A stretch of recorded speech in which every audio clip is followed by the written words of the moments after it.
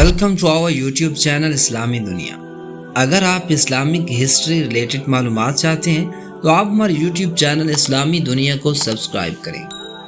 جب 711 عیسوی میں ایک نوجوان جرنیل طارق بن زیاد نے اپنے سپاہیوں کو کشتیوں سے اتارا اور اندلس موجودہ اسپین کی زمین پر قدم رکھا تو یہ صرف ایک فوجی کارروائی نہیں تھی، یہ تہذیب، علم، دین، عظمت اور شان کی صدیوں پر مشتمل داستان کا آغاز تھا۔ اس نے کشتیوں کو جلا کر جو جملہ کہا وہ آج بھی فضا میں گونجتا ہے، سامنے دشمن ہے اور پیچھے سمندر، اب واپسی کا کوئی راستہ نہیں۔ یہ عزم، یہ ایمان، یہ جنون وہ چنگاری بن گیا جس نے یورپ کی سرزمین کو اسلامی نور سے منور کیا۔ اندلس میں مسلمانوں کا داخلہ انسانیت کی تاریخ کے سب سے شاندار اور حیران کن ادوار میں سے ایک تمہید تھا۔ اندلس میں مسلمان تقریباً 800 سال تک غالب رہے۔ یہ عرصہ صرف سپاہی حکمرانی کا نہیں بلکہ علم، ثقافت، فنون، سائنس، فلسفہ، طب، فن تعمیر، عدل و انصاف اور تہذیبی ترقی کا سنہرا دور تھا۔ قرطبہ، غرناطہ، طلیطلہ اور اشبیلیہ جیسے شہروں میں ایسی یونیورسٹیاں، لائبریریاں اور تحقیقی مراکز تھے جن کی دنیا مثال نہیں دے سکتی۔ قرطبہ کی گلیوں میں روشنی کے لیے لالٹنیں جو مہیا تھیں، جب لندن اور پیرس قرطبہ کی گلیوں میں روشنی کے لیے لالٹنیں تھیں، قرطبہ کی گلیوں میں روشنی کے لیے جو قندیلیں تھیں، جب لندن اور پیرس اندھیرے میں ڈوبے ہوتے تھے، وہاں کے بیت الحکمت میں مسلم اور غیر مسلم، یہودی و عیسائی سب علم حاصل کرتے۔ ابن رشد، ابن زہر اور ابن حزم، عباس بن فرناس، یہ وہ نام ہیں کہ جنہوں نے مغرب کے اندھیرے میں علم کا چراغ جلایا۔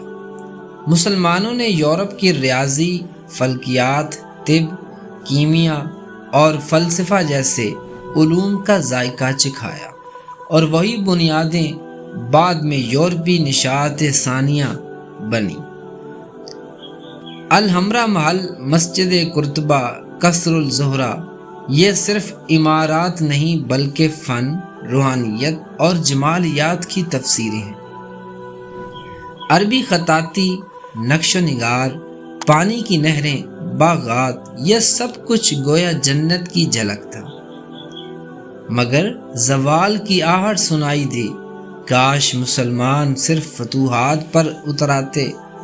زوال ایک دن میں نہیں آتا، یہ آہستہ آہستہ اندر سے پیدا ہوتا ہے۔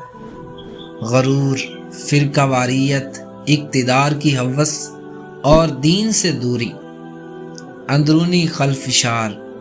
جب خلافت امویہ کے بعد اندلس میں چھوٹے چھوٹے طوائف الملوکی کے دور آئے، ہر چھوٹے حکمران نے اپنی حکومت قائم کی۔ مسلمان کے خلاف صف آرا ہو گئے۔ عیش و عشرت، شراب و شباب، تعیش پرستی، لوگوں کے دل سے جہاد اور علم اور خدا کا خوف نکال دیا گیا۔ عیسائی طاقتوں کی پیش قدمی۔ دوسری طرف شمالی اسپین میں موجودہ عیسائی ریاستیں بتدریج طاقت پکڑ رہی تھیں۔ انہوں نے اپنی صفیں سیدھی کی، اتحاد قائم کیا اور صلیبی روح کے تحت ریکنوکوسٹا کے یعنی اندلس کے مسلمانوں سے واگزار کروانے کی تاریخ کا آغاز کیا۔ جب ایک ایک کر کے اسلامی ریاستیں ختم ہوتی گئیں تو صرف غرناطہ باقی بچا، ایک آخری روشن چراغ جو 1238 عیسوی سے 1492 عیسوی تک جلا رہا۔ یہاں بنو نصر خاندان کی حکومت تھی، انہوں نے علم، فن اور عبادت کو فروغ دیا، مگر یہ ایک چراغ سحر بن چکا تھا۔ آخر کار 1492 عیسوی میں ابو عبداللہ صغیر نے اور اس کے ساتھی نے اور ازابیلا کے سامنے غرناطہ کے چابیاں پیش کر دیں۔ کہتے ہیں کہ جب اس نے آخری بار غرناطہ کو دیکھا تو رونے لگا۔ اس کی ماں نے کہا، اس پر مت رو جسے تم مردوں کی طرح بچا نہ سکے۔ ظلم کی تاریخ کا آغاز مسلمانوں کو یا تو زبردستی عیسائیت قبول کرنے پر مجبور کیا گیا یا قتل کر دیا گیا۔ ہزاروں علماء زندہ جلائے گئے، لاکھوں کتابیں جلائیں گئیں، مسجدیں کلیسا بن گئیں، قرآن پر پابندی لگ گئی، عربی زبان پر پابندی ہو گئی، غرناطہ کی گلیوں میں اذان بند ہو گئی، مسجد قرطبہ کے محرابیں خاموش ہو گئیں۔ وہ تہذیب جو انسانیت کا چراغ تھی آنکھوں کے سامنے بجھ گئی۔ تو پیارے مسلمانوں کا عروج علم، اتحاد، قربانی اور دین سے محبت سے ہوتا ہے۔ ان کا زوال غرور، فرقہ واریت، تعیش پرستی اور دین سے دوری سے آتا ہے۔ اندلس ہمیں صرف تاریخ نہیں سکھاتا، یہ ہمیں آئینہ دکھاتا ہے۔ مزید ایسی ویڈیوز کے لیے آپ ہمارے YouTube چینل اسلامی دنیا کو سبسکرائب کریں۔